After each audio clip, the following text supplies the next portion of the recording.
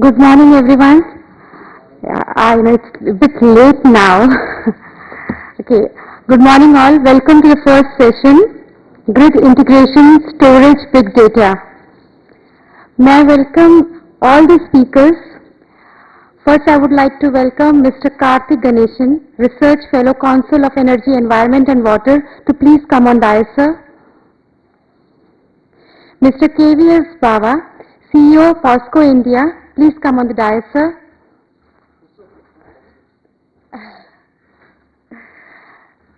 Mr. Reji Pillai, President, India Smart Grid Forum.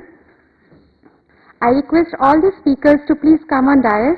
Mr. Devi Das, Director, Operations and Membership, India Energy Storage Alliance. Mr. Manoj Pande, CEO, Statcon Energiaa India. Mr. Markus, Indo-German Energy Program, Deputy Director, Green Energy Corridors and Director, GIZ India. Mr. V.K. Agrawal, Executive Director, Energy Management, ReGen Powertech Private India. Once again, we welcome all the speakers. May I request Mr. Karthik Ganesan to please preside over the session, please. Good morning. Thanks for that, Bhavna. Looks like we've got more people on stage than we have in the audience. So may I request whoever is interested in actually listening to this to just move to the front. That might just help, make this closer and feel that we're part of a bigger gathering. It's an important topic that we're going to discuss. So I liken storage to, this is common joke that goes around, team sex. Everybody talks about it, but nobody knows what's actually happening, right? So the view is that energy storage is going to change the way India sees renewable energy integration. 175 gigawatt is the target for 2022, which is very ambitious, and all the experts here are going to expound on what the options that exist for India are when it comes to integrating this 175 gigawatt. Storage is of course one part of that solution. There are a whole range of things that need to be considered. But before I sort of hand over the mic to the various presenters, I'm going to do a shameless plug here. This is a study that we came out with in late 2016. This is basically energy storage in India applications in off-grid renewable energy segment. I was just discussing with one of the participants, Devi, a while ago that while everybody is talking about the opportunity for storage and grid solutions, the easy win right now is the millions of people out there who don't have access to electricity across the country, right? And you're looking at decentralized solutions like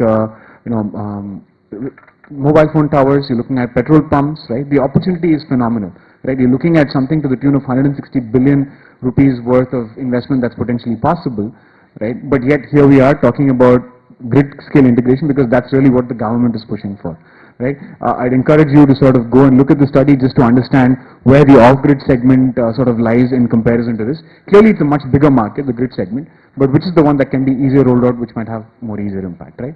So with that, we'll start with the presenters. Do we have an order for the presenters, or do we just go with anyone? Okay, if you're comfortable, let's start from the other side with the gentleman from Energiaa Statcon. So, if you don't mind, please, your presentation. Yeah, thank you. We'll stick to the 7-minute rule if possible. There are some people who might have heavy presentations, right? So there is a hard stop at 11:30. So 7 to 8 minutes, and let's leave enough room for discussions with the audience that's here right now. Yeah. Thanks, Karthik, and welcome to everybody sitting here. So I'll start my 7 minutes now. A quick about the company. We are power electronics equipment manufacturing company. We're dealing with solar power, railways and defense. We have installed some rooftop systems using a roof in this manner. We do the solar projects complete. We including the cold storage on solar energy, because this is what we try to do, whether an off-grid system or basically the grid tie storage with excess energy to grid, and the focus is on reducing the diesel consumption and getting a reliable and a quality supply without spoiling the grid or without putting stress on the grid. And now we all know, so I will not repeat that government is talking about so much of renewable energy on the grid, both with the megawatt as well as with the rooftop. So now grid tie you all understand very well, but what grid tie results into, you always have interruptions Whenever the grid fails, you start the generator, so you don't get 24/7. And it actually the cost of electricity through DG set increases, then DG set has got a free run, there's less than 30% load, all those things we don't realize. We just put a grid tie solar, rooftop solar on along with the in buildings and use the generator. DG pollution you don't get rid of, and this puts pressure on discoms. Now the pressure on discoms is what we can take the experience from what is happening in Indiana is the latest, where they are saying no, if you put the rooftop, you will first give the all energy to us at 3 euro cent, and we will then sell it to you at 11. This is what is going to happen in our country sooner or later.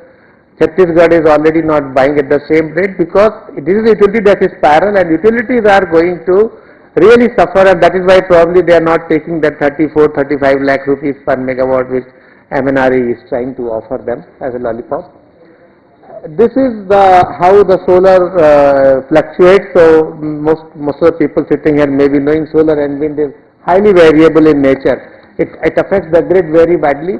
This is a daily graph, BSES, the power demand.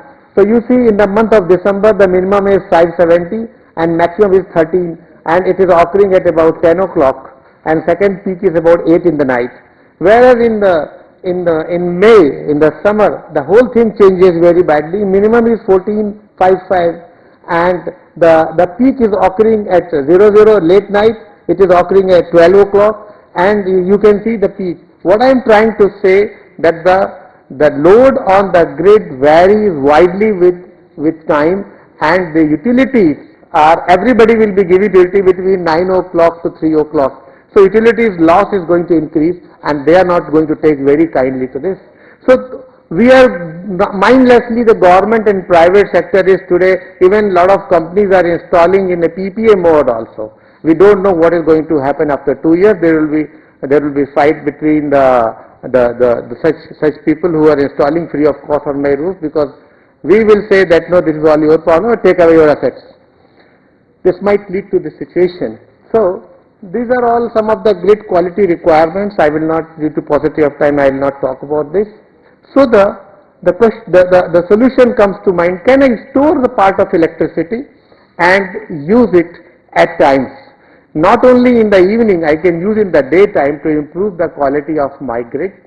And so the solution which is nowadays is coming in a big way because our whole solar plan is mostly dominated by the Western countries. In fact, I remember we used to call the word mains for the electricity. Now we use the word grid because we have learned from Europeans. They call it grid, so we also call it grid. So this is going to change the way you speak, the way you use the terminology. So they are, from their country, they are imposing that experience, or they are telling us the experience, go for megawatt.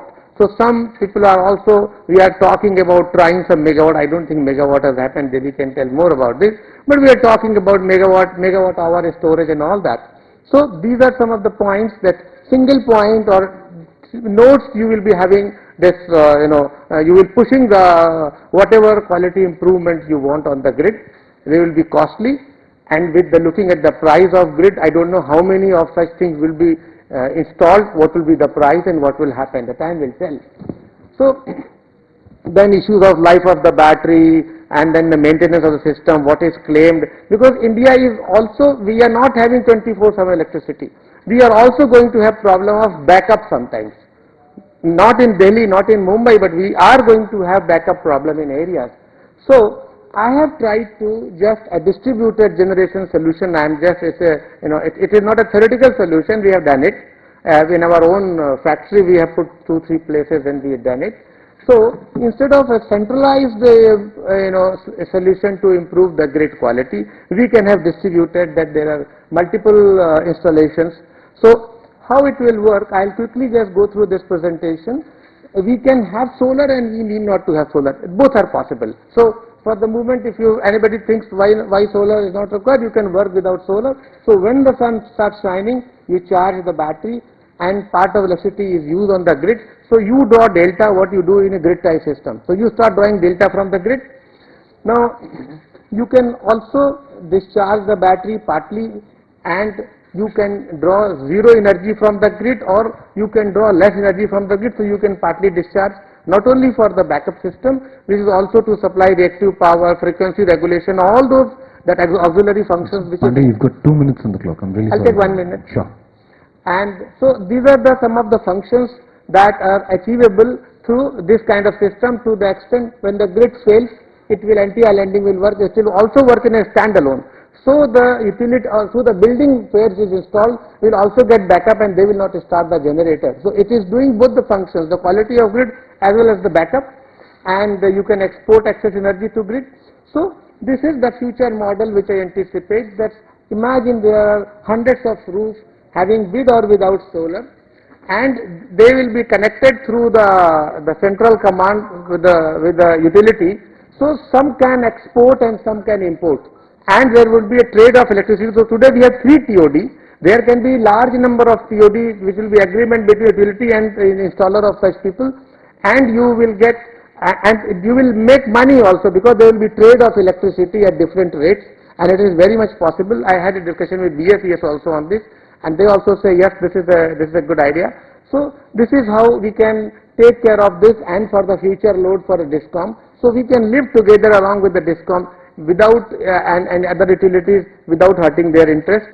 So we can move on to Meri Bijli Mere Ghar. Let's have a homemade electricity from small to big installations. I'm talking from about something like 5 kilowatt to about 250 kilowatt.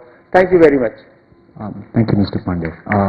I think we jumped to the deep end of the pool by looking at what private sector player had to say, but the logical order would have been, I think, what has been given here, which is, let's hear from the 2 gentlemen here first, Mr. Baba and Pillai. So I'll call Mr. Baba, who is the CEO of POSOCO, the one that runs the electricity system in India, and let's hear what the challenges are for India as a country in moving towards energy storage, or grid integration for that matter, of renewable energy. Mr. Baba, floor is yours. Yeah, good morning to all. Good morning, my more respected people on dais. Grid integration is, coming to any technology, any renewables, any technology is welcome, but we have to appreciate the coexistence of all technologies. That's the basic, the challenge is integration. So that's the most important issue which we need to see. The topic of today is very good, is that grid keeping the solar India Expo 2017. But what we have to see is that how it is getting integrated. Just to give you where we are in the country now, is that we are about peak load of 160 gigawatt, and we meet about 3.5 billion unit per day, and so many thermal generating stations, 500 megawatt and above 900, and so many types hydro generators. So almost we are meeting about 712 million unit, and even now of late, we are getting generation from wind also about 310 million unit a day. So India is a wide varying, you can see, very, resource rich country, but not at all places. It's all scattered. Actually, that is the greatness of India. We don't have any one particular thing is isolated at one place. So we have central place in thermal, lot of hydro in north and northeast, and lot of gas. Of course, we are not able to materialize it. So Indian resources are very widely spread. So that is the one good thing we have. And anyhow, I am not coming to the market side. The ones we have a very established market. So exchange of power across the country is also well established, and we have a very strong national grid. So integration of various resources is very easy. Only we have to see is that how to integrate in a more economic and commercial manner. You can see that's the India in the illuminated in the night, courtesy NASA. You can see, you won't see a dark patches across the country anywhere. Maybe somewhere it is a more illuminated, somewhere it is less illuminated, but entire country is illuminated. That's the greatness of India. And we are going now, renewables are on rise. We are expecting 100 gigawatts of solar, 60 gigawatts of wind and many more. We have already, this year we have crossed the hydro installed capacity. We have crossed 57 gigawatt against 44 or so in hydro. And many more solar parks are coming. Initially solar parks are thought of 20 gigawatt hour. Now policy level interventions are taking place that to increase to 40 gigawatt. And many are already there. It's coming up. Things have started slowly. So what is really required for integration? Integration, first of all, at the central level, all regulations are in place. How energy has to be scheduled, how it can be settled. There are very clear formulations are available. 2 years ago, all experts had sat through and made a roadmap how to integrate all these renewables. There is a technical committee headed by Ministry of Power, and all intellectuals were there.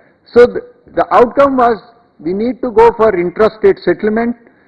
Every state and the generator and all utilities have to do the forecasting. Then reserves have to be there. We need to have lot of frequency control. Reserves and frequency control go hand in hand actually. The standards, technical standards for RE have been set up. CA has come out with clear guidelines. They are likely to be reality in near future. Already, they have already sought comments from all. Already ancillary services are in place.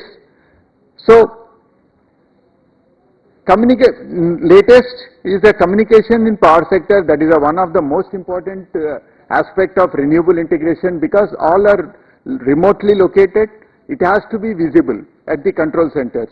So the communication, how the communication has to be, already CRC has worked out and made out a draft regulations. Anyway, I've already covered. There's a tariff policy, national electricity policy, and Electricity Act has already recognized that renewables are to be encouraged, and the tariff policy has clearly stipulated what should be the RPO. So how to integrate. On the policy level, everything is in place.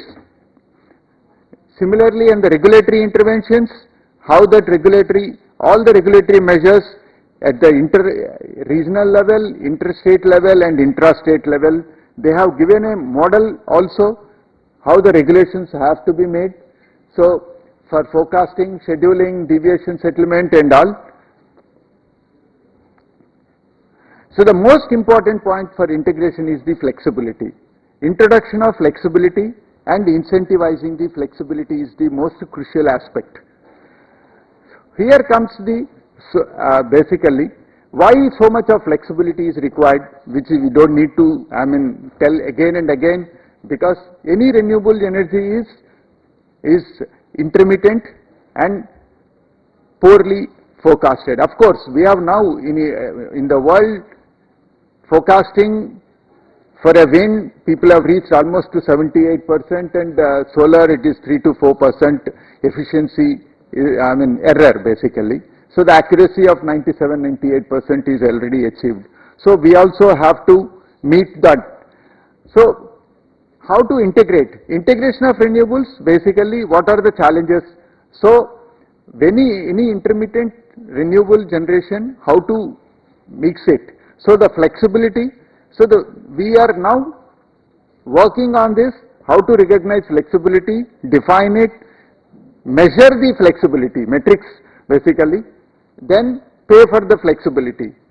So the paying for the, how to do this, how to attach is that balancing basically, how to balance.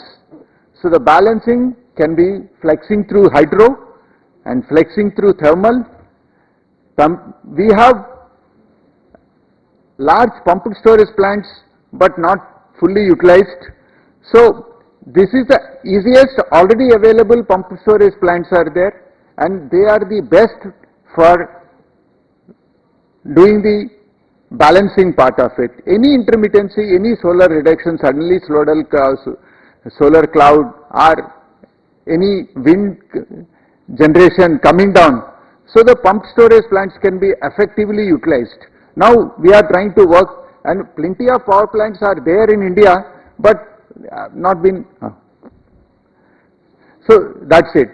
So as I have told, forecasting and scheduling.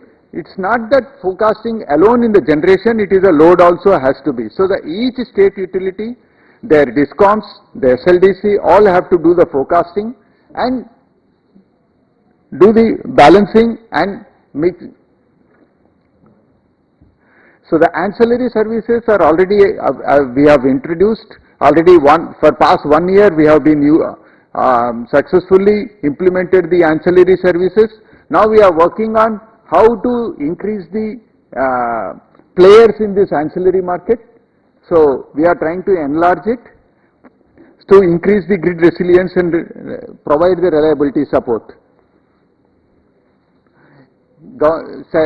CRC has already given the roadmap for reserves, actually primary, secondary, tertiary and all. Then I have already mentioned that the technical standards for the grid connectivity have already been announced. It has to be a gazette notification is the only finally karna. Then how the most important point in the renewables is how frequently, how fast is the issue. Whether it is scheduling, whether it is managing your balancing, everything. So the faster and quicker, so the more frequent. That is the mool mantra we can say of the renewables. So, one of the topic today discussion point is also that how quickly. So now we are doing the scheduling for 15-minute time block. Now we are coming down to 5-minute time block. So the scheduling has to be faster. Now meters also are there. We have already written to CEA. CEA is working on it. So the meters which ultimately it has to be settled. Whatever we do, energy has to be settled. So the meter standards are getting modified. So which will record for 5 minutes integration time actually. This is already there. We have already met with many meter manufacturers, and they have expressed no difficulty in because it is easily implementable. So we are moving to 5-minute block from the 15-minute block actually. That is the most important. A working committee has already been set up in CERC. In fact, we at POSOCO we have already started how to do it. We have made a roadmap. What are all the aspects that have to be addressed to approach this 5-minute? And good that CERC also has recognized and has set up a committee. So that is what basically fast markets. So the exchanges also have to orient themselves. So that way, what I would like to say that from government point of view, regulators point of view and system operators point of view, renewables is not a problem. We are geared for it. It's only now the states who have to implement it ultimately have to gear up. That's the basic thing. And one more important thing is the batteries. Everybody nowadays what do you call, buzzword is the battery and storage. There is no end to innovation. Any new technology is welcome. Battery definitely will find its time, find its place in the ultimate integration. There is no doubt in it. But the most important point is at what cost? How to capture, what is the economy, what is the cost of it. Ultimate system operator's responsibility is that overall economy to the cost of the consumer. Ultimately is that basically. So we always welcome any R&D, any innovations, which will reduce the cost of it. Ultimate integration cost should not be burden the consumer. Thank you.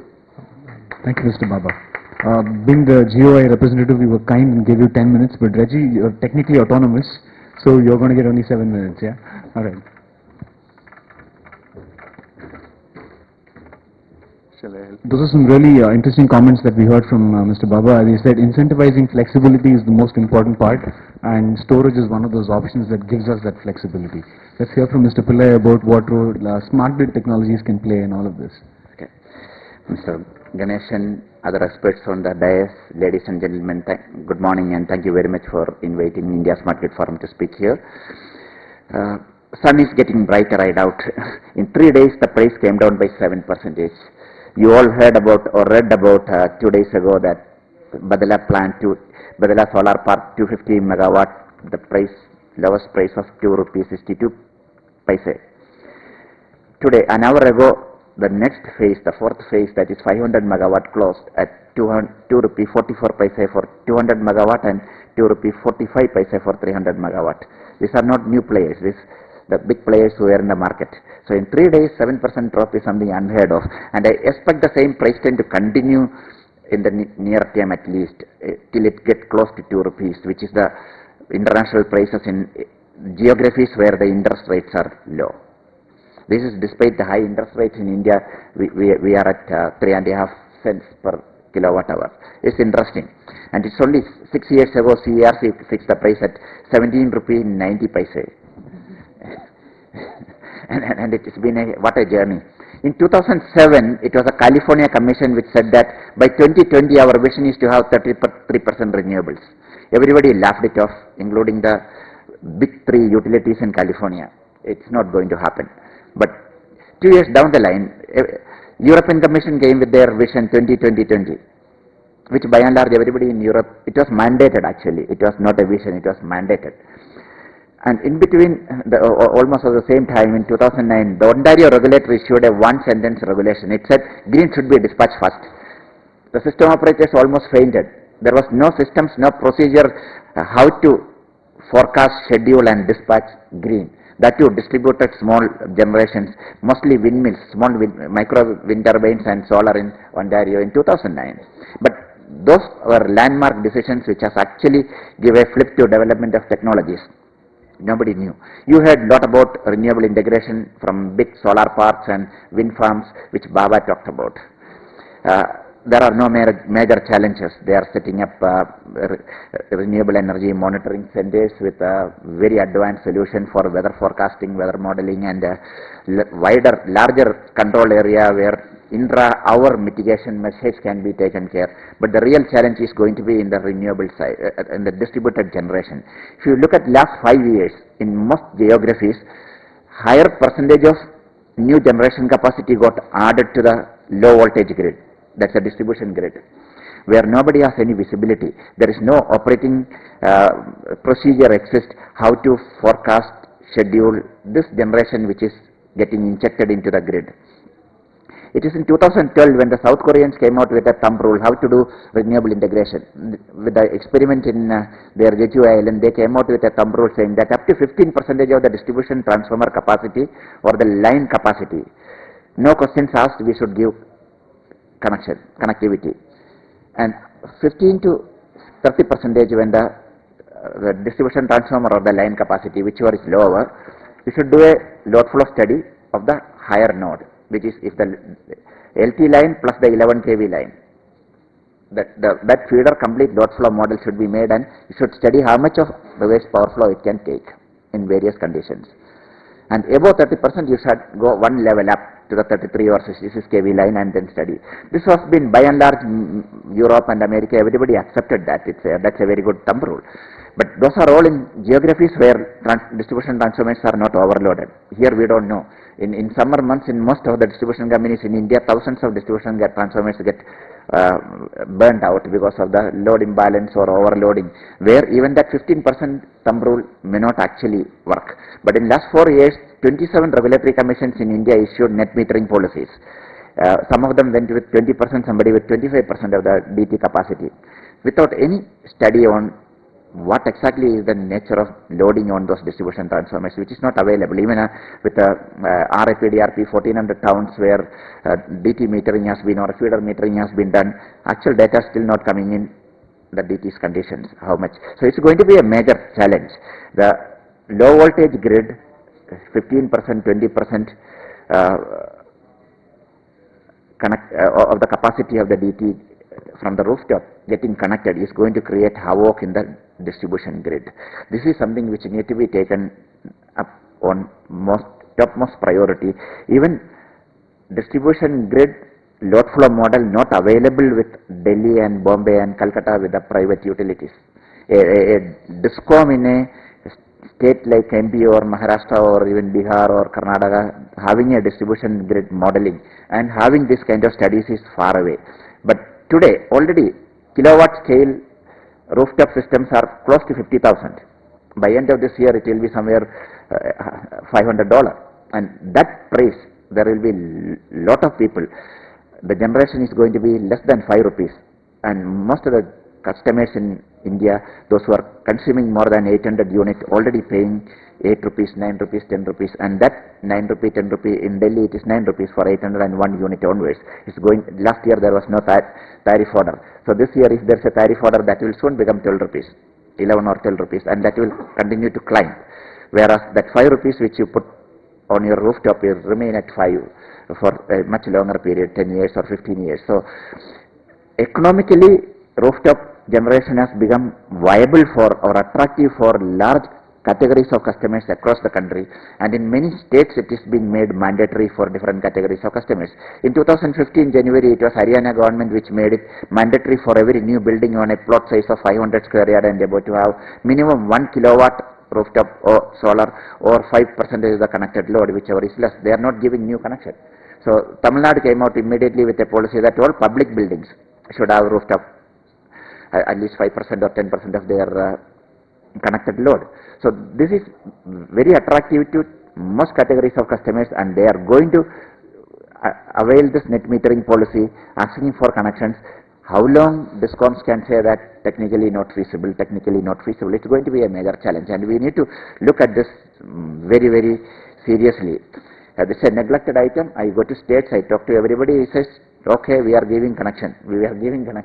We have not experienced any problem so far, but it's going to be a major challenge which at national level government need to take up. We've been leading this or repeatedly making this appeal. On the storage and connectivity, the view which we have taken is that electric mobility, that is a program which government is pushing on the fast track. There will be millions of, I won't get into the details of how it's going to come. You are reading on paper, hearing every day about a government program for electric mobility. And from 3 years, 5 years down the line, there will be millions of electric vehicles on the road. And every year, hundreds of thousands of batteries will get retired. When the efficiency of a battery comes down to about 70%, it is no more considered reliable for mobile applications, for the transport applications. But for stationary applications like energy storage for the grid, for PV applications, UPS, etc., that may still be good for another 5 or 10 years. So if through policy intervention, if we create a secondary market for used electric vehicle batteries, there will be, that will be the fastest way for India to have gigawatt scale energy storage banks to be built in all across the country. I expect from 2022, 2025 onwards, there will be millions of batteries which will be retired every year, which could give support for another 5 years, 10 years. So by policy intervention, if we fix a battery which is given to the aggregator, a state transco for example, or to a state DISCOM or in any third agency who will come in at 25% of the purchase value of the battery. Actually 60% of the cost of an electric car is the battery cost, and if you say that 25% of that will be returned to you when you give the battery at 70% or 69% capacity after 2 years, 3 years, when at the end of life, the entry cost to electromobility has come down, and at the same time we have something which we can put it on the grid, which can support the variability of the or intermittency of the grid. There are many other, Baba has already talked about the flexibility both in demand as well as flexibility in supply. Both are the theme which we are pursuing currently. It all started with only flexibility in supply with the gas turbines in the beginning, putting gas turbines in every area control center, followed with the demand response, and now we talk, followed by storage. Now we looking at flexibility in both demand and supply as a method for renewable integration. And nobody has perfected it, and it is all trial and error in different geographies with different solutions, and we are not left out. We are actually in the forefront with and trying to learn from the mistakes done by other those who have moved ahead of us. Thank you very much, and we'll be happy to take questions later. Thank you, Mr. Pillai. I call next on Devi Dash from IASA to go ahead and make his presentation. I think I was in a session where the Europeans were discussing DSOs and TSOs and how the lines were being blurred, right, because of what you just talked about, where, you know, people at the LT level are basically feeding in. So is it the responsibility of the DSO to basically do the balancing, right? Can they procure balancing services instead of the TSO procuring it? So they are at that level where they're discussing DSOs era. Whereas in India we don't even have this concept of DSOs. Let's not say that we have DSOs. Like metros like Delhi, they have excellent, all the three DISCOMs have their excellent system. There is excellent, SCADA is there. They can see, monitor the load at every corner of the country. Delhi. So three they are very well equipped. And of course, there is no end to the improvement and sophistication, but they have a very good systems and are there in Delhi. Bombay also have, Tatas have their own DSO. Only thing is that, see, this, I told you, sophistication, there is no end. Right. Devi, mic's yours, please. Hi Karthik, I might take 1 or 2 minutes more. So before starting the presentation, I will just announce that in last 6 days there was 56 megawatt hour of energy storage tender announced in India. So it's not like that energy storage is a future technology and the application is in future after 3 years. So before that, the CES is a global company having presence in 6 countries, and we have an office in India. We work in across electricity market, including energy storage, electric vehicles, smart grid and microgrids. So we started this alliance called India Energy Storage Alliance. Now we have 67 members from across the technology manufacturer, from lead acid, lithium ion, flow batteries, thermal storage and other mechanical storage, and also the user groups from the renewable energy companies. And we know that, and based on our 14-year experience globally, we know that energy storage is an integral part of the electricity ecosystem, maybe from the transmission and distribution or from the generation side, also in the consumer side, from the households or in electric vehicles. So in that regard, if I mention about specific to solar we have already achieved 12 gigawatt of installations in India, and also as already mentioned that in solar parks we are increasing from 20 gigawatt to 40 gigawatt of plan. And CEA is also planning to make energy storage as mandatory up to 10% of any solar plants which is more than 50 to 100 megawatt. So it's a good step in future to balance the grid and the generation, and also to manage the variability of the generation. So in that, already mentioned that how the solar prices are falling. It's the last month data, and the solar prices are falling. It's a good time that storage can be integrated with it. Because if you talked about storage 2 years before, people tell, okay, now solar price is 5 to 6 or 7 rupees. If you add energy storage technology, it go very high. And it was, now if the solar price is going at 2 to 3 rupees, and the storage with the cost reduction drastically with global companies and with announcement from big companies like Tesla, Panasonic, it may add a incremental value from 5 to 7 rupees. So it's now it is sustainable, and if you consider multiple revenue streams for a project, so it's a good sign for the industry. Why will I will just take 2-3 slides on technology. Why will use storage for the solar? Because everyone, if you talk about storage, after 2-3 minutes, you told, okay, solar is doing good and we are sending to the grid. Why we need it? It may give a bell curve output throughout the day, but for every second it doesn't give a smooth output. There is variability is there. It's the output we did in US with one of the CMU Carnegie Mellon University is the output we are showing here. And similarly, we did a project for Ministry of Power in 2012 for Andaman Nicobar. And this project shows that when they added 5 megawatt of solar in that, the grid fell 3 times in 3 months. Why it has happened? Due to the cloud, when it passes, the ramp rate increases from more than 60 per second. In that, we suggested that you should add energy storage to smooth the output and balance the grid, because that is a very small grid on Andaman Nicobar. So, and in that now government is announcing that to integrate 50 megawatt of storage for different solar plants. Few of the tenders is already announced, and few of the tenders is tender might announce in next 1 or 2 months. So it's a good step government is taking.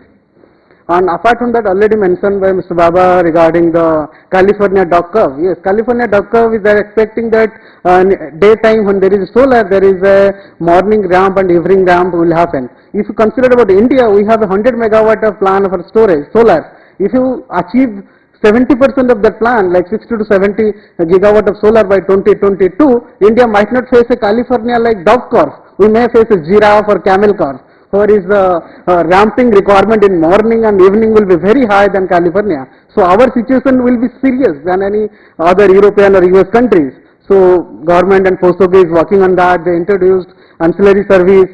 But we also talked to Mr. Soni before, and also we are urging to Mr. Baba to allow energy storage to be asset for ancillary service. So that will create a bigger market for storage also. Similar to that, in wind segment, I just giving you data which worked for a plant in Tamil Nadu, where there is to manage wind variability. It's a 99 megawatt of plant. To manage wind variability and the scheduling for the next day, energy storage is used in European countries. So in India, we have more than 30 gigawatt of wind asset in India. So storage is one of the viability solution we should consider for that. And already mentioned that grid, based on the grid code, the frequency range for the grid is narrowing down throughout the year from 2009 to 2016, and CES monitors the grid. We have one grid frequency, we monitor the grid frequency. To balancing the grid frequency, most of the US ISOs, PCM or KISO, they use energy storage one of the assets to manage grid frequency. So India also can go for that level, and one of the first project is already commissioned in Puducherry with a 0.5 megawatt of lithium-ion project. So in future we see that energy storage will be used for the grid frequency management, grid balancing. So these are the options where storage can be used. So overall, we released a paper in 2013 on how ancillary services market will come in India and how storage can take a role in that.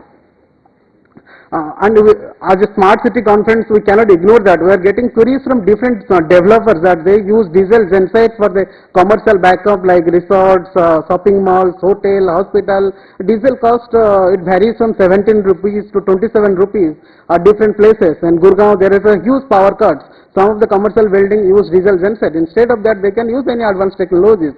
Maybe may not be lithium-ion or other technology like sodium-based technologies or flow batteries.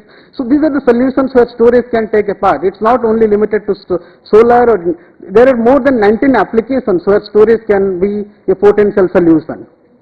Similarly, as already mentioned by Karthik, the storage is not only in megawatt level, we can go to the micro level in microgrids. So with any of the microgrids, if you go in remote villages, after 1 year it is not working. The major problem is that the battery is not managed properly. There was no maintenance was taken care of because it is mostly created by the CSR fund. After installation, no one is going to bother about the microgrid. So as the IESA, and we want to monitor that and make a sustainable microgrid so that the microgrid is sustainable for a longer term.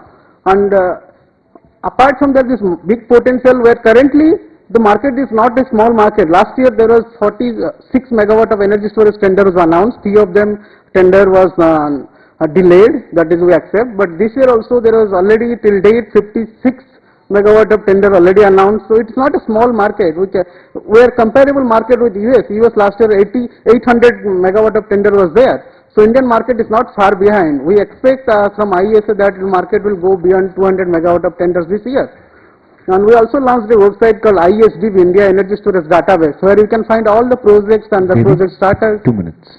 Thanks. You can find all the project starters, who are the project owners, like that. And on the cost side, as you mentioned, the cost is a major issue. We should talk about storage after 2 minutes, people told it's high cost, it is not used, it is not feasible. But the cost has declined severely, and this is IESA predicted, and global companies, as I mentioned, Tesla, Panasonic, LG Chem, they are also telling that the lithium NMC or lithium phosphate cost will come down to 150 to 250 USD for kWh. So this is one of the things we cannot think about after 7 years, 8 years, the application will come.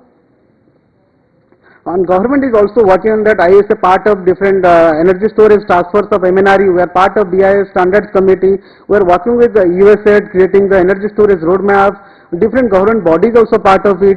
And similar to that, electric vehicle is one, as already mentioned by Reji Pillai, that electric vehicle is one of the biggest market share in the world and also in India. So energy storage is one of the aspects, one of the critical part of any energy storage. So we are doing a conference at ICAT on 19th, so feel free to join there. And also we are doing a webinar on 22nd regarding the standards, which is already happening in India.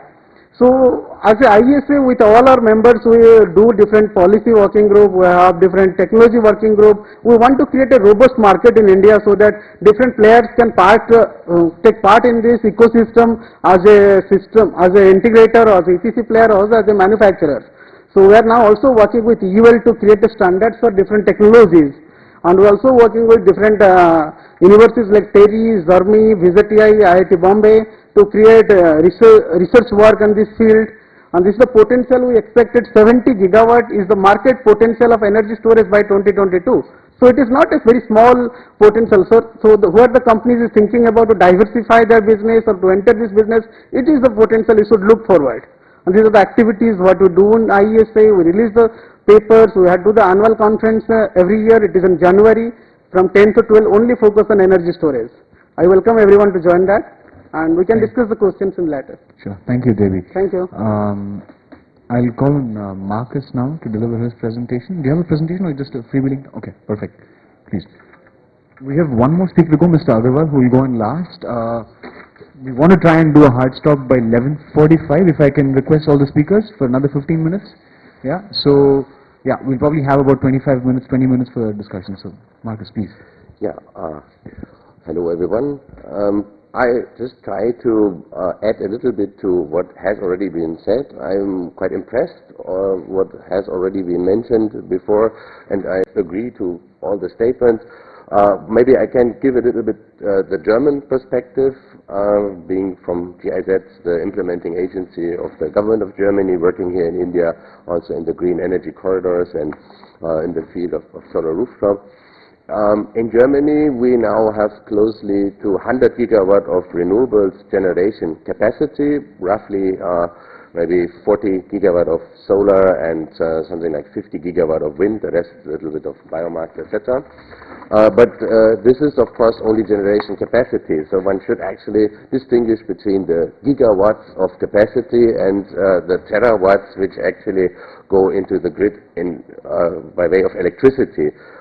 So the share of renewables in the generation capacity in Germany is almost as much as we are actually having in demand. So our demand peak is about 90 gigawatt, 90 to 100.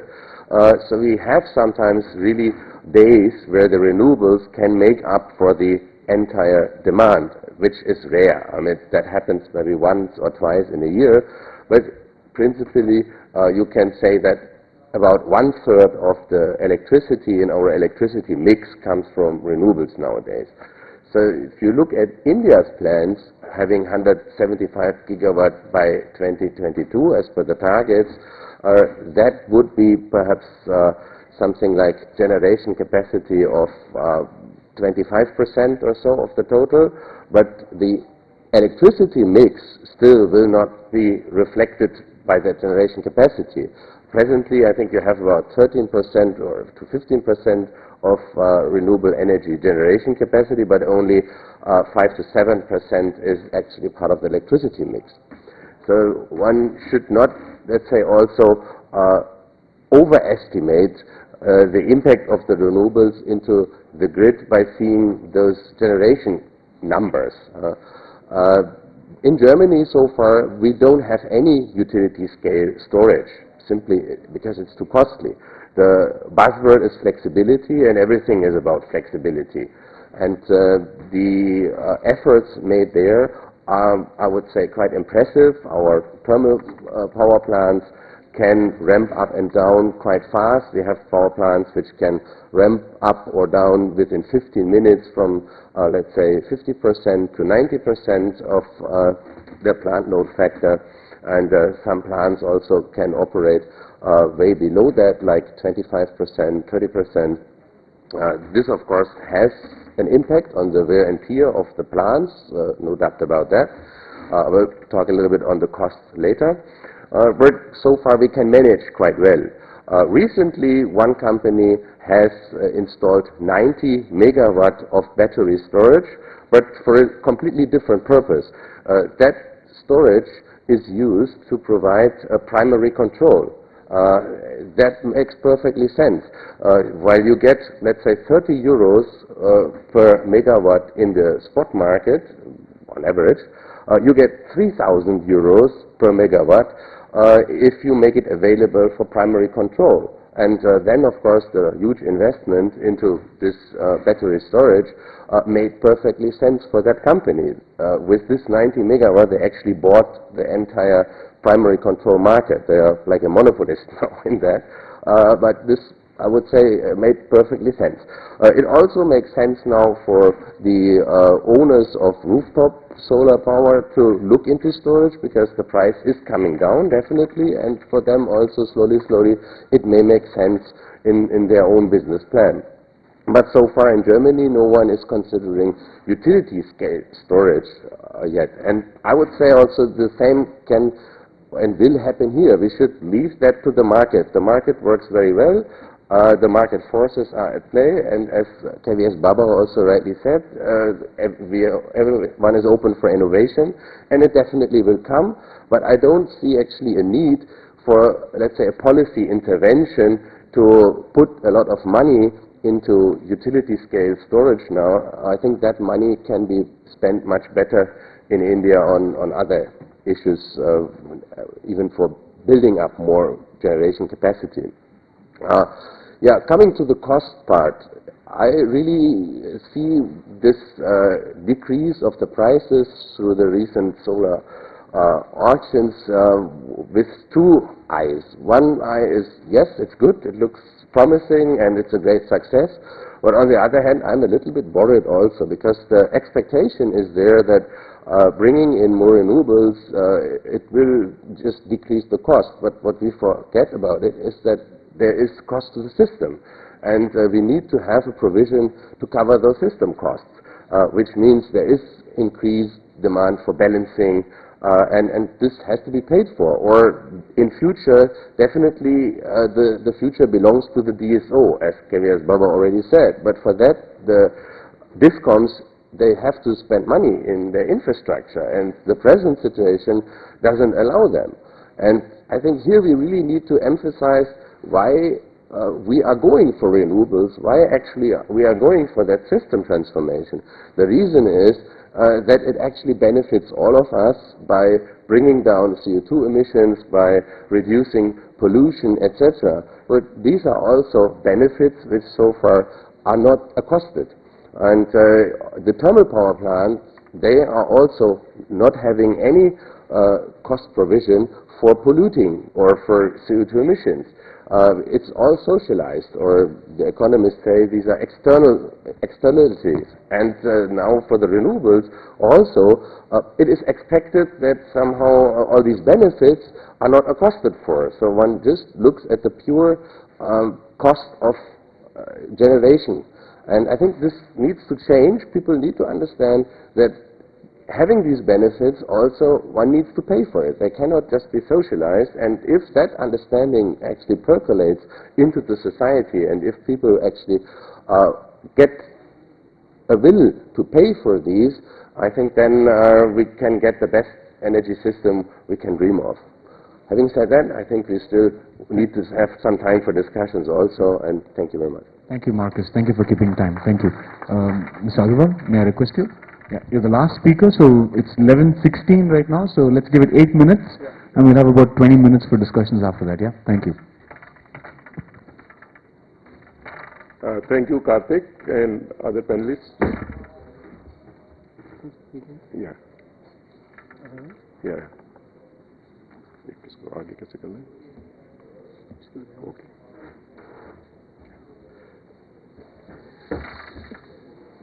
What I do is in next 7 to 8 minutes is basically the today's topic is the integration, and we have the 57, right now 57 gigawatt is the renewable capacity, and we have very ambitious targets, 175 gigawatt, where 100 gigawatt is the solar and 60 gigawatt is the wind. And the main subject what is being discussed is about the integration of renewables, and storage of course is one of the important aspects when we integrate all this wind and solar. But the ultimate point is the integration and how to address the flexibility part, what the earlier speakers has already stated. And these are the number of points. I need not to repeat the large footprint, secure robust transmission network, forecasting, scheduling, market mechanism, demand side management. I'll just concentrate on the last point, that is the right mix of different forms of renewables. This is the basically what I'll going to do in next 5 to 6 minutes is the some study. So I'll just share the conclusion from that study, that how storage is of course one very important aspect what we are discussing about, that bringing the storage and give the flexibility. But same type of thing, whether can we do it with the right mix of the renewables. It's a result of the case studies, and it is with respect to the 2021-22 situation. These are the 8 states which have a solar and wind potential both, and then of course there are other states which have the solar potential. And I'll take the case of a particular state, Karnataka for instance, right now where the wind is 3,700 megawatt and solar is 341 megawatt. And 2021-22 frame, Karnataka we are looking for a 6,200 megawatt wind and 5,600 megawatt solar. This is the month-wise load curve of Karnataka, real data for the current period 13-14. If we extrapolate it to 2021-22 situation, this is the load curve what Karnataka will be having. Some small variations here and there. We have assumed certain conditions like peak hour 7%, off-peak hours some 6% and all that. So this is the 2021-22 load curve for Karnataka state. Now what we have done is, this is the solar potential at a typical site in Karnataka, real the data, and based on that, as you can see, under different months, for instance in the southern, the summer period is, peak summer period is January, February, March and all that, where the CUF of the solar is of around 23%, while in some months, July, August, it is around 15% also. This is the current typical site in Karnataka and solar potential. And this is the trend you can see during the daytime. Of course, sometimes it goes as high as 60% of the solar. This again we have extrapolated to 2021-22 situation.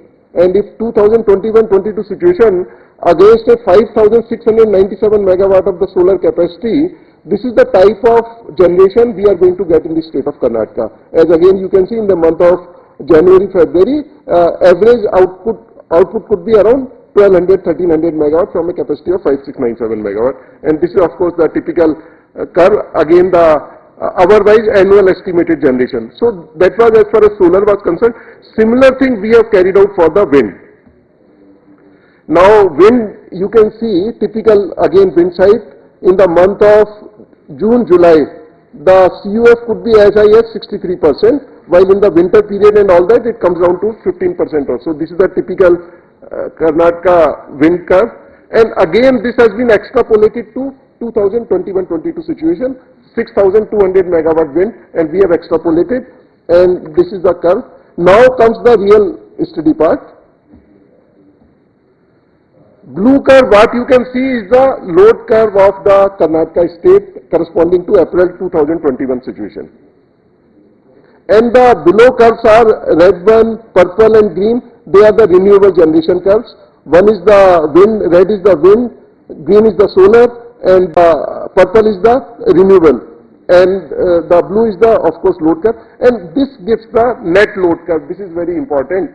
If we see the net load curve, the red one, now the point is, as you can see, during the daytime, red one, it is the showing the dip is there. And this particular feature of the net load curve is to be met. Somehow, how we can achieve the flexibility? This is the important point. The flexibility we can achieve if we can bring out certain type of generation which has a low content during the daytime and high content during the morning and evening peak time. If this type of generation, storage of course can be done, while during the daytime it consumes the power from the grid and morning and evening it can give. So storage can do that. But what else can we can achieve by this? So that the generation content during the daytime is less, morning, evening it is more. This what we have done is, this particular case study we have extended the 6,200 megawatt wind generation, we have added 5%, 10%, 20, 15, 20 and 5 cases we have taken, where every time we are adding 5% of the wind generation to the existing 6,200 megawatt generation. And solar we have maintained at the same level, and this is the basically load curve comes for April 2021. The down below net load curves, as you are able to see, you are seeing certain variable parts in the on the morning and evening side. What I'll do is I'll just expand the net load curve. If I expand the net load curve, what is happening is, with 5% of addition of the wind, that is 310 megawatt of wind, during the daytime I am adding a generation of around 40 megawatt, and during evening and morning peak I am getting a generation of around 100 megawatt. So I am getting a variability of 60 megawatt variability. This, if we look at 25% case study, what I am seeing is during the daytime the increase in generation is only 200 megawatt, but during the morning and peak it is 450 to 550 megawatt. So 300 megawatt variability what I am getting with a April 21. This has been done for August 2021 case, because August wind is generally more during almost throughout the period. The quantum is more, but the variability is slightly on the lower side. Similar thing for January 2020 we have done. So again January, because the variability we have got a good variability.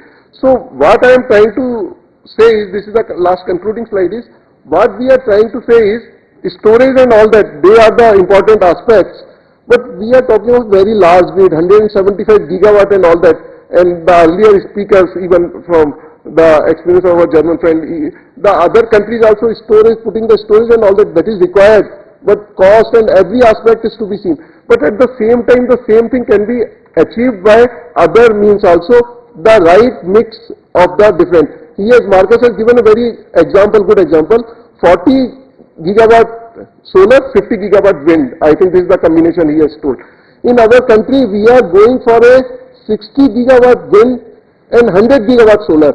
I do not know when this number, we are talking of this number, in any country in the world, because wind is generally available during morning and evening peak period, and solar is only during, so this particular number, 100 gigawatt number and 60 gigawatt number, that number is very, very important. Of course, we have gone for a number, but as the time moves further, and as we are adding the generation, this number really requires to be looked into. Quite possible by doing some changes with these numbers, perhaps the variability issue can be addressed to a good extent. I think this is what I wanted to share. Perfect. Thank you so much.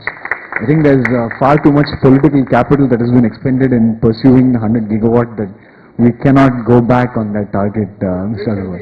Sure, wind can certainly be increased. In fact, before a 100 gigawatt solar mission, there was a 100 gigawatt wind mission which died a very slow death. In fact, I think what is study with LPNS are doing, they are looking at these numbers also. Absolutely, yeah. Yeah, there is a need for study. So I think this NREL study that we did, we try to see that if it is that 60-100 is converted to 160, then what would be? The integration is much easier, because the load, see, the basic sun is coming in only daytime when the load is less, whereas the wind comes always either in the early hours or in the late night. So the typical Indian curve many a time, especially the summer.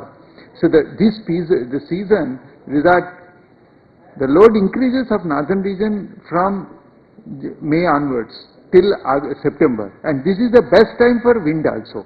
So it is a better integration. So the integrational issues for a system operator is lesser in case of a higher wind than higher solar. Just on that point, but the fact that ours is so seasonal, I mean, you're looking at the diurnal variation. We are seeing in totality, we are seeing what is basically backing down of a conventional where it is least. So the 60-100 will be, 160 would be better. So overall production cost we are talking, not minute to minute we are not talking. For a year, if you say 1 year production cost, if you have a load, and every this thing is there, that gives a cheaper overall production cost. So actually we had a bunch of discussion points. I'm not sure we'll be able to go through all of them, but I'm going to use the privilege of the moderator to sort of just take the participants here through that. Mr. Pillai, I'll come to you first. So there's this question on, innovations in smart grid technologies, but that's a very broad point that they're raising. When we speak to discoms, right, what they say is, it's still early days to talk about smart grid technologies given, the state of play with regard to even metering at very aggregated levels, right? So what do you feel is sort of like the roadmap that is likely in the rollout of, consumer side smart grid tech itself? Almost all discoms are today implementing some basic IT and automation systems through RIPDRP, and finally after a lot of teething troubles and continued struggles, now I believe out of 1400 towns, about 1300 towns are already gone live. So some set of basic IT applications are already in operation, and also automation systems in large towns. This has given a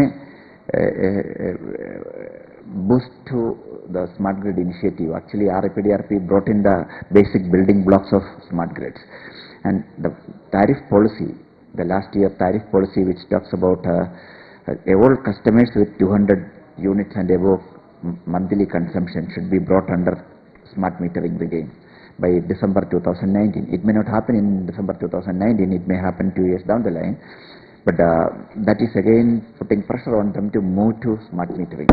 That will add another very important component to the smart grid in all the discoms. Our view was that if you selectively take in a feeder, there are 1000 customers, of which 500 people have 200 units and above. You go randomly put them smart meter, it's very difficult to implement and maintain. So whenever you roll out that program of 200 units and above, you do it complete feeder wise, or in a locality where high consumption is there, select that way. That ISGF viewpoint was accepted by CEA. Last year in August, CEA issued a circular that smart metering rollout should be taken feeder wise. So we hope that there are some preparatory work going on within ministry. Various agencies are helping to come out with large numbers so that the prices come down. So when we released a study last year, we said that the ideal price of a smart meter with the communication system should be somewhere around 2200 rupees. That was very aggressive number. That time the market, everybody was talking about 7000 rupees, 8000 rupees. So for the NSGM estimates early this year, market has come down to 3150. So we hope somewhere around 3000 rupees, but as a system cost it may still be somewhere 4500 to 5000 rupees. That number to stabilize, and millions of meters rollout happening in the next 2 years. And the 200 units and above number itself is about 50 million. And ultimately it's going to more than 200 million customers. So smart metering is not just metering part of it. It gives you much more visibility to the distribution grid. The fine graining of the distribution grid, the information which otherwise we don't have it, can come from the data, the massive data which you get from the smart meter readings. And that will help in mitigating several adverse impacts on the grid today due to overloading, and also the renewables, how much of reverse power flow it can take. All those estimations we can do with the interpretation of that big data which we will get. Perfect.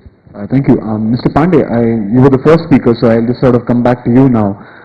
So from what I got from your presentation, I'm sorry we had to limit it, was that, I think you're more of a proponent of perhaps distributed generation in some sense, and maybe, entities going standalone. What is your view of the eventual role of DRE, microgrids, given that there's this really big push for, grid-based supply to all parts of the country, 24/7 power for all? Do you feel that the market for DRE is being sort of slowly eroded, and what do you feel the impact of that is? Yeah, basically what I was trying to say that megawatt hour is okay, but we should also have a distributed in urban India, because that is going to reduce the stress and give a better electricity cost and trade of electricity. But talking about the microgrid, what my opinion is that microgrids also, let's not be, let's think after 2-3 years the grid will also be there. So today what microgrids we are thinking, what we are planning, we should have a capability of grid integration the day it comes, so that the trade of electricity or import-export electricity also does take place. So this microgrids will also help in other part of the country. So this is what I was, my opinion about this. Devi, to you, in terms of commercial feasibility of storage solutions, I know, you had this curve that talked about the costs, how they are decreasing. Sort of the big question is, do you really see a future for lead-acid batteries in any of the application areas, or do you see it all being taken over by, futuristic technologies? So currently lead-acid market in India is $5 billion market, so we cannot ignore this market.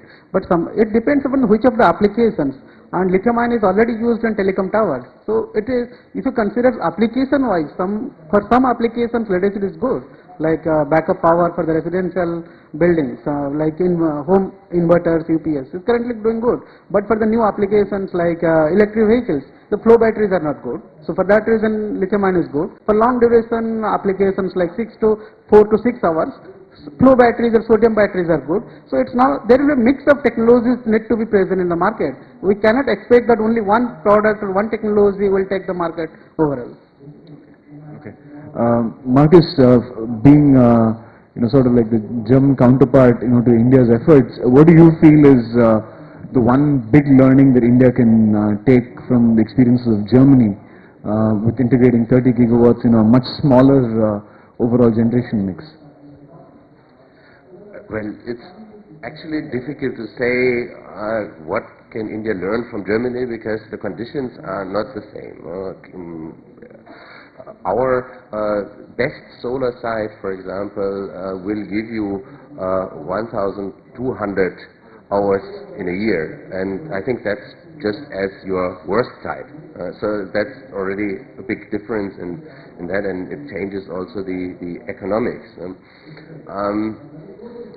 We made a couple of mistakes, I think, in Germany, and also I think we really were at the forefront, and we somehow also paid a little bit of the learning curve. But that's something which I think no one can repeat. The subsidies we have paid in order to really scale up solar and bring it to, let's say, almost every rooftop.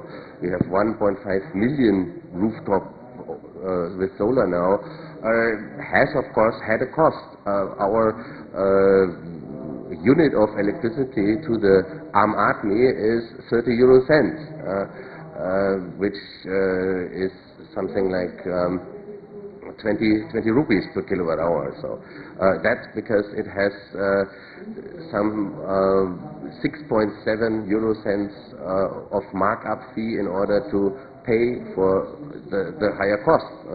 It has about 6.5 euro cents in that 30 cents, which is for transmission system costs. And those costs are still increasing to some extent. We, of course, did it for a good reason. As I explained in the beginning, everyone in the German society is aware that this is a contribution he or she has to make in order to combat climate change and in order to bring down air pollution, etc. And people are so far willing to do that, but of course also politically there are limits. And then we are having an election year this year, and one thing which people don't want to see is another increase in the tariff. But I think, yeah, that's something what I miss a little bit in India. This discussion, which took a long way in Germany, why we do this. That we, in the 80s, discovered that we don't want to go nuclear because of the risks we see there. So there was a big civil society discussion going on, and that actually has really made it very broadly acceptable that we do this Energiewende. And I really would like to see this more happening in India also, let's say from the civil society, to support this more. It's true that India also has other benefits from bringing in renewables by having to pay less for importing coal or other fuels, and of course the decrease of tariffs, it all has its merit.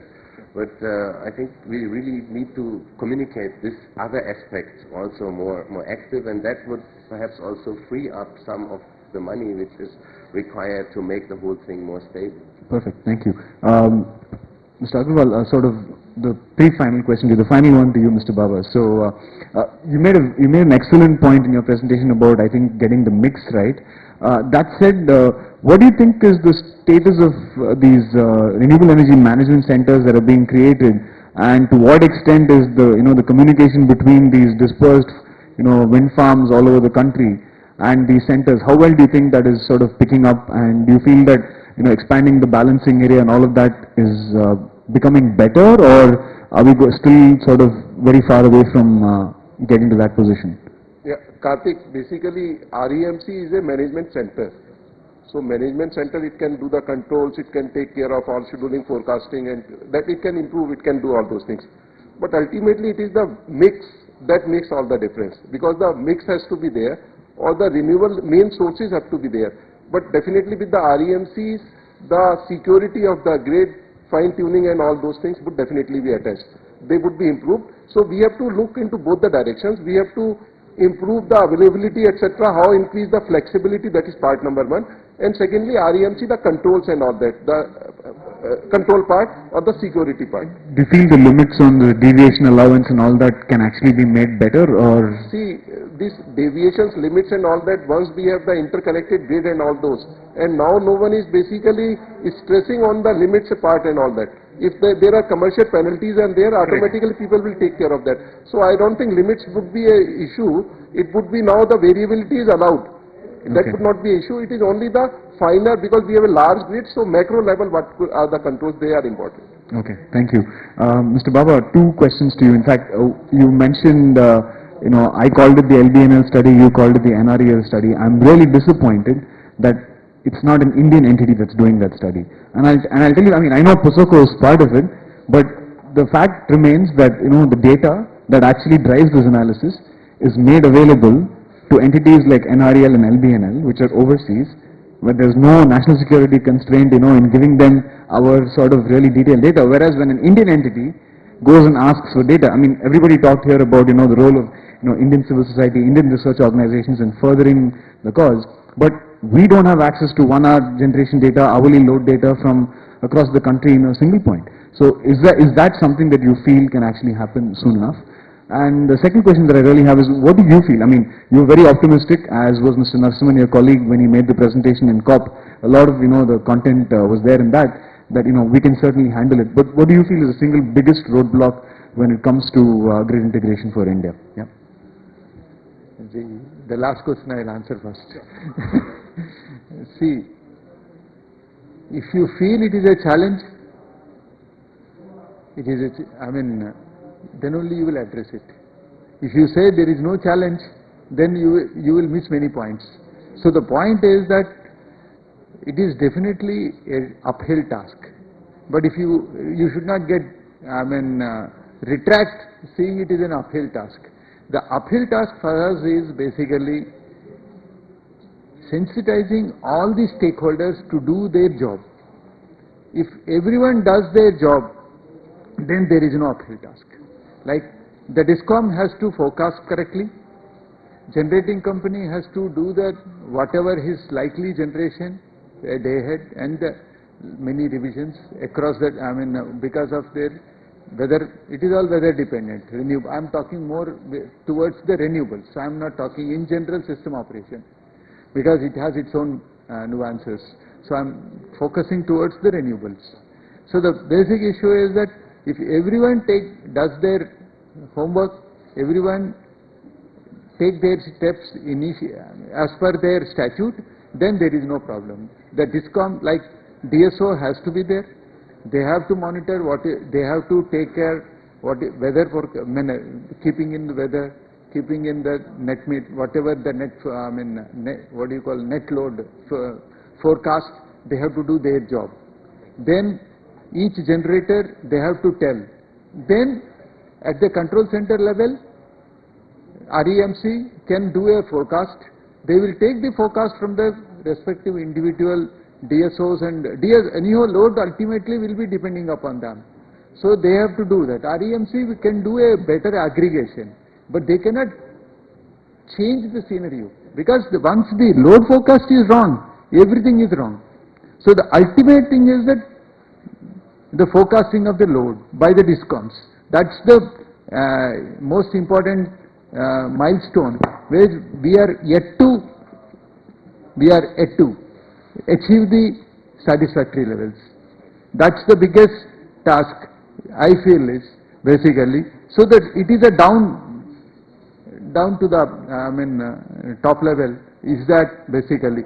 Top down anyhow, always we are taking, see, like REMCs or control centers like National Control Center, Regional Control Center, we are forecasting load and we are doing on a various methods, whether it is a, week ahead, 2 week ahead, or similar day forecast, or weather forecast, put together, load forecast, we do all the thing. Ultimately, it is a, DSO level, so it is the next, most important is a DSO, because that net load is to be ultimately given by the DSO. So there they have to, and then the information goes up. So, and one more important thing is that compliance to standards by every utility is the essential. The moment anybody puts up their energy, renewable, whether it is a wind, whether it is a solar, the visibility should be there at the control center. So first, and I know Mr. Reji has mentioned that each distribution companies, their DT metering is there and control centers are there. Unfortunately, everything is there, but there is no man to man it. Our distribution companies, our state electricity utilities, whether it is a transmission line company or a this thing, they don't manage the control center, they don't monitor what, so much of big data is there. You are telling about the data from my side, there is so much huge data is there is nobody to log it. Even if it is getting logged, there is nobody to monitor it. See, if you see that we have given, you can see our POSOCO website, we have given a demand analysis. And so 8-year data we have seen that. We have did analysis. How many people are really seeing it? So the basic issue is that, I always say, my challenge is only that the ultimate stakeholders have to understand, sensitize those people to do it. From the top down everything is done, but from the bottom up it is not happening. That's the challenge. Thank you. Thank you everyone. I hope this was sort of like a fruitful discussion. We had to cut it short by about 15 minutes, and apologies to the presenters who I had to cut abruptly. Thank you once again. Let's give us the presenters one round of applause for concisely putting across the points and the challenges. Thanks everyone for being part of it.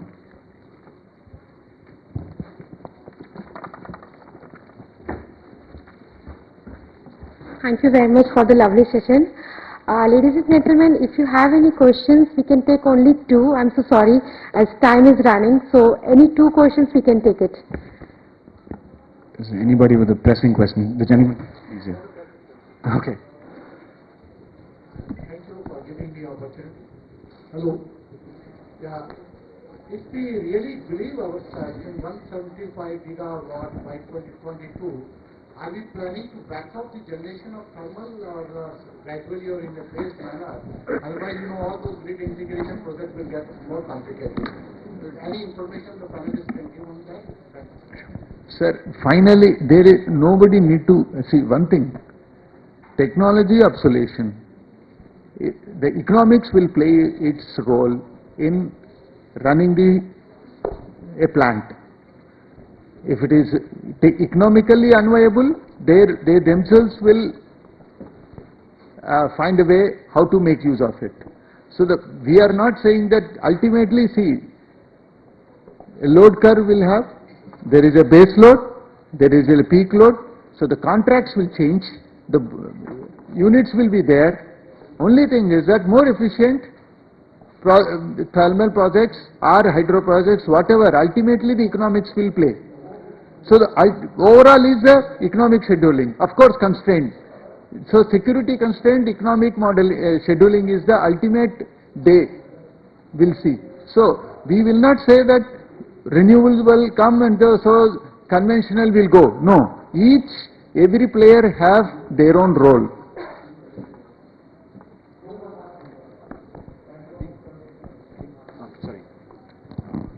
I think the point that Mr. Baba made is sort of like the official position, but I think what he is saying is that this changing of these contracts is not going to be that easy.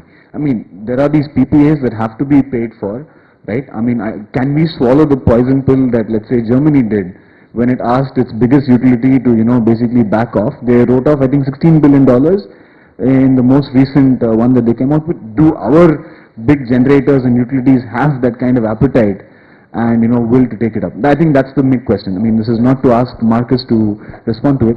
Maybe Markus, just a quick rejoinder, and then maybe the lady here who had the question. Yeah, I mentioned some of the mistakes we maybe have made in Germany. I'm not sure whether it's really a mistake, but we decided not to have a capacity market. We left it all to the market, which really puts a lot of stress on the thermal power plant operators, and that has economic impact. I don't know what will happen after the elections, whether we might go back to the idea of having a capacity market. Needs to be seen. And I think in India so far, the CEA report which is there, which also shows that maybe till 2027 at least, there's not that much of need at least to build many new plants. There will be 50 gigawatts of plants to mainly replace the very old thermal power plants, but not that much of new thermal power plants. And perhaps then that will also give a good level playing field, and let's see how much will come out of it. But India still, I think, is in a different situation as Germany. Germany is a saturated market. We don't grow anymore. But India, I think, will still grow. Just see the, let's say, penetration of air conditioners in this country. That's like 4%. I mean, we just feel it outside, and how many people in the rural areas still are, let's say, not even having a desert cooler or something like that. Sure. So the projections, if it goes in that direction, I think there is still ample need of power, and that will give a level playing field for all, I think. Sure. Thank you. Lady, do you still have your question, or was that answered? Okay, perfect. Thank you. Over to you. Yeah, do we have any one question, like the last one, we can take it. Any questions?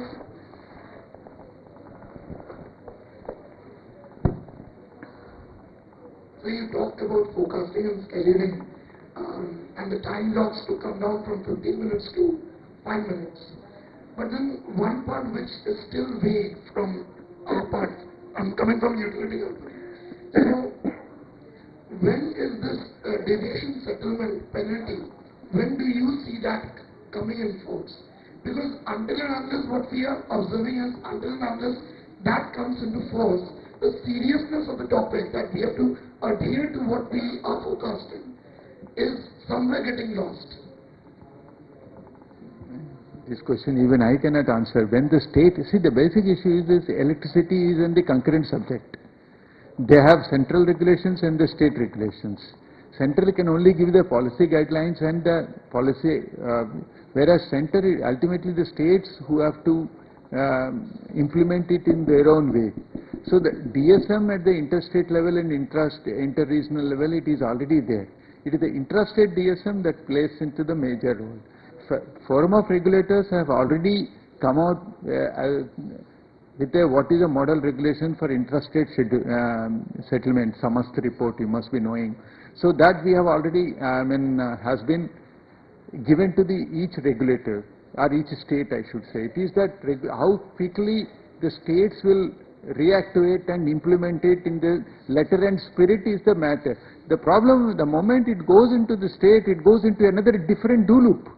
So where in the center it is a different do, one loop, and there's a different do loops, and the variables are different compared to the region, center. So it is when it will come. But one thing is the roadmap has been given that within a year, every state have to implement the intrastate DSM settlement system. So we always hope that it will come next day. Thank you, sir. Before we thank the panel, there is an announcement which has to be made. Fleet Forum, this is a Geneva-based organization, logistic organization. They are organizing a driver skill assessment workshop in conference room number D, that is just behind this. And this is at hall 12A, and this is at 2 o'clock. So I request you all if you can be a part of that. And now I would like to thank again to the whole panelists. Thank you very much for the wonderful session. And may I request Mr. Karthik Ganesan to please hand over the mementos to the speakers, please.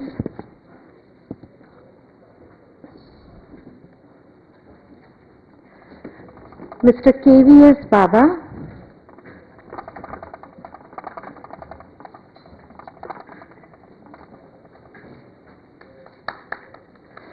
Mr. Reji Pillai.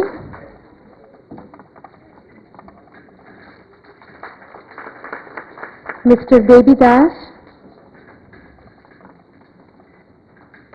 Mr. Manoj Pande.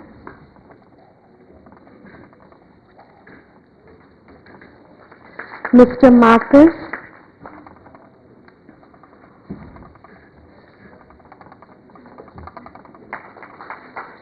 Mr. V.K. Agrawal.